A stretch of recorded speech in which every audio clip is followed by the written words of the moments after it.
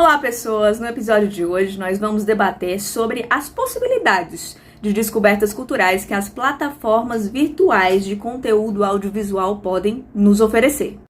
Afinal, a vida além do top 10 do Netflix? As plataformas são uma forma de democratização cultural? E o preço de acesso para essas plataformas? E a questão da pirataria?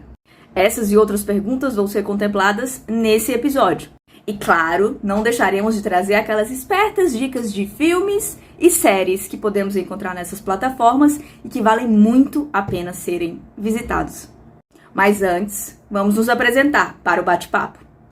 Somos todas estudantes de psicologia e fãs de filme. Espero que curtam o bate-papo. Luz, câmera, pulsam. Olá, gente! Boa noite, boa tarde, bom dia, qualquer momento que você estiver vendo esse vídeo.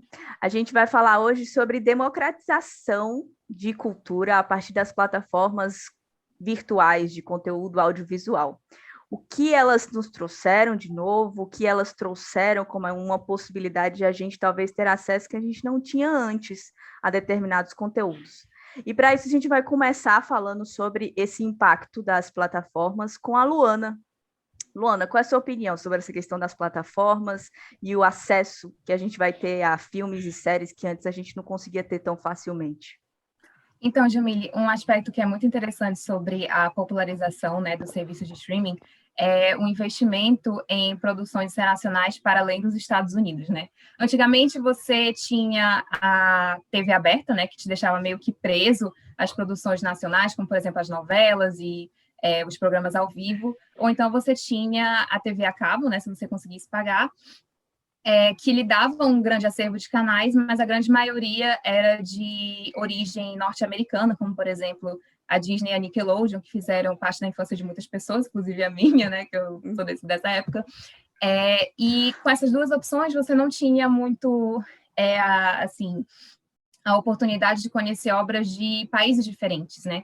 E vale lembrar que antes do avanço, né, do serviço de streaming, quem queria ter um acesso maior a filmes e séries, enfim, na verdade, a maioria era filmes, era as locadoras, né, que foram praticamente extintas agora, mas, enfim, você tinha lá um grande acervo de filmes, você ia lá, escolhia, alugava e depois devolvia. Então, se você parar para pensar, a Netflix, né, e os demais serviços de streaming são como se fossem locadoras digitais, que dão esse grande acervo para você. Só que, enfim, a grande maioria também era de origem norte-americana, europeia, e era uma grande dominação desse tipo de cultura sobre a nossa. E, assim, a própria Netflix, ela é muito conhecida, e ficou muito conhecida pelas suas grandes produções estadunidenses, né, superproduções, como Stranger Things, por exemplo. Mas com a popularização de demais serviços de streaming, né, não demorou muito para a Netflix ganhar concorrência. Eu lembro que no começo era a HBO Max e o Amazon Prime que estavam rivalizando com ela, e logo depois o Disney Plus chegou com tudo, então ela precisou realmente ampliar os aspectos culturais, né, os acessos às produções, e assim, tanto que ela se tornou global, tem Netflix Brasil, tem Netflix Índia, tem uma Netflix para cada país, então nada mais justo que ela apresentasse essas produções para a gente, e nos últimos anos, muitas produções internacionais foram sendo divulgadas, como, por exemplo, as grandes séries espanholas La Casa de Papel e Elite, né, que viraram, assim, ícones da cultura popular, cultura pop, e mais recentemente o drama sul-coreano Round Six, né, que também virou um grande fenômeno. Então, isso realmente é muito bom, por um lado, porque isso faz com que os produtores desse tipo de conteúdo, né, tenham mais a oportunidade de realmente divulgar isso, mas, por um lado, tem a questão também do algoritmo, né? Esse consumo de produções culturais, ele está muito ligado ao algoritmo, que é uma coisa essencialmente mercantilista. Por exemplo, se você assiste a série Bridgerton na Netflix, a Netflix vai te recomendar outras séries que são parecidas, outras séries de época, como The Last Kingdom, por exemplo, como Vikings, enfim, outras desse mesmo padrão. E então essa diversidade cultural, ela acaba sendo prejudicada por esse algoritmo, porque você vai estar sempre sendo condicionado a assistir as mesmas coisas, porque as plataformas de streaming querem que você consuma cada vez mais. Então, nada mais justo que você consumir sempre a mesma coisa, porque elas vão identificando as suas preferências. Mas, assim, mesmo que seja muito mercantilista ainda, é o capitalismo, né? Então, tudo no capitalismo é muito mercantilista. Então, é interessante a gente pensar por esse aspecto positivo mesmo, né? Que é realmente muito incrível que a gente consiga ter acesso a produções de culturas assim que são muito diferentes das nossas. E assim, eu sou uma grande consumidora de conteúdos da Coreia do Sul e há alguns tempos atrás eu nem me imaginava consumindo esse tipo de conteúdo e sabendo tanto dessa cultura. Então, se você parar para pensar, isso movimenta muita coisa, porque quando você assiste uma série ou um filme de um país diferente, você se interessa por aquele país, você se interessa pelaquela cultura, você se interessa por aquela língua. Então, você acaba querendo visitar aquele país, por exemplo. Eu quero visitar a Coreia do Sul, porque eu acho interessante. Então, isso acaba movimentando também a indústria do turismo, isso acaba movimentando a indústria da música. Então, é muito interessante mesmo, realmente. Gente, travou ou tá ok? Não, tá ok, tá super jóia. Vocês estão me ouvindo? Estamos ouvindo. Estamos ouvindo, sim, estamos ouvindo. Tá tudo tranquilo. Tudo bem, desculpa. Tá tudo ótimo, natural, fala. assim. Não, tranquilo, então, ótima fala. Basicamente isso, essa é a minha visão. E eu acho muito positivo. Massa. E Mari, o que você acha sobre essa questão das plataformas e os preços das plataformas, os acessos que a gente tem a isso? Será que democratiza? Será que, na verdade, às vezes também tem um impedimento? Porque, como a Luana também pontuou, existe uma questão capitalista no conteúdo e no que a gente precisa consumir, de alguma forma sempre pagando, né? Então, para ti, como é que chega essa questão das plataformas? A gente está aqui sempre para criticizar e problematizar situações, né? Tanto que eu vesti hoje minha peita aqui de cinema nacional como grande entusiasta, realizadora e principalmente pesquisadora e consumidora do cinema nacional, do cinema brasileiro. Eu acho que eu concordo com a Luana, assim, que existe um certo aumento da demanda por conta de porque está lá. Só que, ao mesmo tempo, quando a gente vai falar sobre democratização de acesso no cinema, é um raciocínio, é um pensamento, é toda uma discussão muito profunda. Tanto, inclusive, que alguns anos atrás foi tema de redação no Enem, e quando eu me deparei com aquilo, eu falei, gente, mas como que estão pedindo para estudantes de ensino médio falar sobre algo que as pessoas que fazem cinema há 50 anos ainda estão se perguntando como realmente fazer com que isso seja uma possibilidade. E eu falo muito isso como uma pessoa que sempre morou na periferia do Brasil, no sentido de morei no interior, quando eu fui morar no norte, no estado de Rondônia e depois no estado de Roraima, era muito limitada a internet que eu tinha, então, assim, não conseguia baixar filmes, sempre bato na tecla que a pirataria é uma grande democratizadora de acesso, mas, ao mesmo tempo, não é tanto, porque nem todo mundo tem esse traquejo de baixar filmes e tudo mais. Só que, a partir de uma experiência minha, eu comecei a pensar a democratização no outro ponto, assim, para além das mídias de streaming, e eu não sei se eu estou fugindo muito do assunto, mas, para além disso, pensei muito em como a gente se coloca enquanto corpo de acessibilidade do cinema.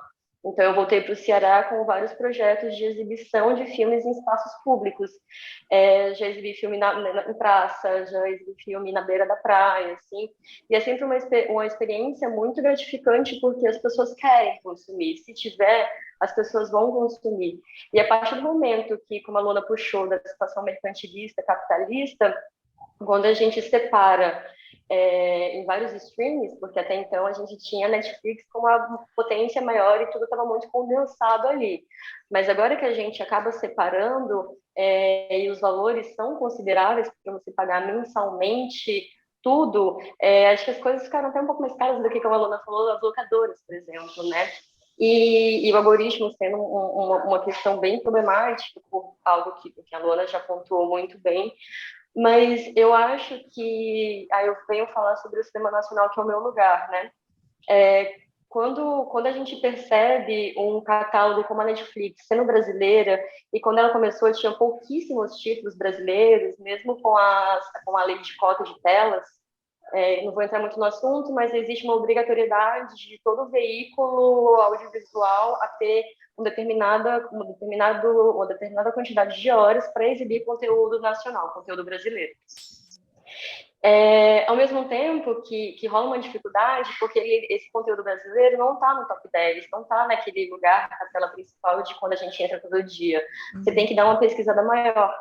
Mas, ao mesmo tempo, está lá, está disponível. O que antigamente era um pouco mais difícil, porque se eu quisesse ver cinema nacional, eu tinha que entrar em contato com talvez até distribuidoras para que aquilo chegasse para eu divulgar e para eu exibir em algum outro lugar. Mas, assim, quando você abre o catálogo da Netflix, por exemplo, tem filmes maravilhosos, como Hoje Eu Quero Voltar Sozinho, Alice Júnior, que foi lançado em 2020 e 2021 e que é maravilhoso, assim. O que mais que a gente acha por lá? Putz, perdi meu linha de raciocínio, mas estou me guardando para quando o carnaval chegar. Que são filmes que trazem muito, são filmes maravilhosos, produções belíssimas, muito interessantes, muito bons, e que estão lá para que a gente consuma, sabe? E, ao mesmo tempo, quando eu penso também na possibilidade do que não está lá, porque quando a gente vai refletir sobre a democratização de acesso, a gente pode voltar também nessa ideia das pessoas terem migrado para a internet. Os festivais migraram para a internet, então fazem exibições. As próprias, a Vitrine Filmes, que é uma das distribuidoras mais fortes de conteúdo audiovisual no Brasil, tem o seu catálogo inteiro disponível para aluguel ou para compra, e às vezes coloca filme de graça. Então, assim, a gente tem que cavar os nossos espaços e achar conteúdo, sabe? Mas é isso, assim. Então, assim, como é que a gente... Na verdade, eu vou só deixar uma pergunta, assim, eu não trouxe respostas. Eu vou realmente pensar mesmo o que a gente fala sobre a democratização e como a gente realmente vislumbra e disponibiliza a democratização de acesso nas plataformas. Massa. São todas falas maravilhosas e muito importantes, né, gente? Eu acho que essas plataformas, elas estão aí vindo com uma força muito grande e a gente precisa estar refletindo sobre o que é que elas realmente estão nos atravessando, como sociedade, como indivíduos. E eu acho que essa questão cultural é muito interessante mesmo, como vocês já pontuaram, de a gente conseguir ter acesso a alguns outros conteúdos que dificilmente teríamos. E principalmente conteúdos de outro país e o mais incrível que conteúdos do nosso próprio país, né? De a gente conseguir determinados filmes brasileiros e mesmo séries brasileiras que dificilmente a gente conseguiria ter acesso de outra forma. Então, eu acho que a gente pode, de alguma forma, deixar essa conversa aqui, porque temos o tempo, né, para terminar, mas acho que todas as falas foram muito interessantes. E a seguir no vídeo vão ter outras dicas sobre filmes e séries que vocês podem conferir nas plataformas. Espero que todos tenham gostado aí do bate-papo. Muito bom estar aqui com vocês e até a próxima, gente. Luz, Obrigada, câmera, função, hein? Função. Tchau, gente. Tchau. Tchau. Então, vamos lá. A primeira dica que eu vou dar para vocês é o filme Talk Talk, que está disponível no Netflix, e fala de vários pacientes com as suas diversas neuroses esperando o seu psicólogo na sala de espera do consultório. É incrível e o final é genial. Vale a pena assistir. E a minha segunda dica é o meu xodó, porque eu sou apaixonada e viciada nessa série, que é a série PC, que está disponível no HBO Max. Ela fala sobre o psicanalista Carlo, que atua conjuntamente com a psiquiatra Valentina em seu consultório, e é simplesmente os casos em que ele trabalha no seu dia a dia, os seus pacientes. E o mais incrível é porque você vive como se fosse um estágio observacional da faculdade, porque tudo aquilo que a gente escuta na teoria, a gente vê acontecendo no seriado. E o desenrolar das coisas, a maneira que ele lida com os pacientes é maravilhoso. Vale muito a pena. Não tem como assistir e não desejar ser como ele um dia. E um detalhe muito importante que eu esqueci de falar sobre a série. Ela é brasileira. Sim, brasileira. Então a gente tem que dar uma moral, né? Oi gente, tudo bem? Passando aqui rapidinho para indicar para vocês 2 filmes incríveis. O primeiro, na verdade, ele é um documentário. Estou me guardando para quando o carnaval chegar, do diretor Marcelo Gomes, que se passa na cidade de Toritama, no interior do Pernambuco. Conta a vivência dos trabalhadores que passam o ano todo trabalhando arduamente, mas quando chega no carnaval se desfazem de seus bens para curtir a folia. A segunda indicação que eu tenho para vocês é o filme Casa Grande, que se passa no Rio de Janeiro. Conta a história de uma família que vivia muito bem financeiramente, mas que acabou indo à falência. Esses dois filmes trazem discussões muito importantes e se encontram disponíveis tanto na Netflix quanto no YouTube. Últimas dicas que eu vou deixar: Cabeça de Negro é um filme cearense, muito bem conceituado, premiado Brasil afora, fala sobre a questão do racismo e é muito sensível em determinados aspectos. Acho que vale muito a pena a gente conferir nosso cinema aqui do Ceará. E por fim, eu indico Pacarrete, filmaço cearense, conta a história de uma bailarina aposentada na cidade de Russas e sua luta árdua para salvar a sua arte. Vale muito conferir. Em ordem de apresentação, Jamile, Luana, Mariana Dara Correia, Dara Liz, apoio fora das câmeras, Adriana.